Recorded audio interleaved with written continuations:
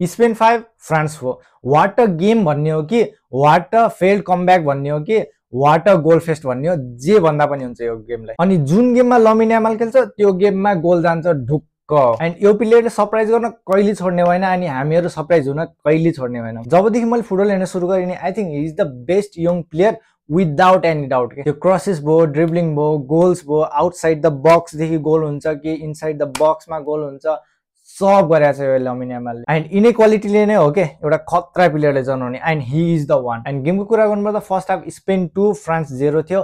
स्पेनले dominate नै गरेको हो भनौँ। एन्ड इन्टरभल पछिको फर्स्ट 15 मिनट्स पनि स्पेनले नै डोमिनेट गरेको भन्छु म, 2 गोल हानेको त्यतिखेर पनि। एन्ड त्यसपछिको फ्रान्सको कमब्याक, ओहो यो फ्रान्सको टिममा पनि केही क्वालिटी छ भनेर देखायो है। एन्ड म सरप्राइज पनि भएन किनभने चाहिँ तिनीहरूसँग क्वालिटी एकदम धेरै छ। यदि बरु तिनीहरूले 4-0 हारेको भए आई विल बी सरप्राइज कि यति राम्रो टिम भएर पनि राम्रो खेलेन। एन्ड यो गेम जितिसकेपछि स्पेन फाइनलमा पुगेको छ एन्ड फाइनलमा पोर्चुगलसँग छ। लेट्स सी दुवै टिम फर्ममा छन्, कसले जित्छ है त।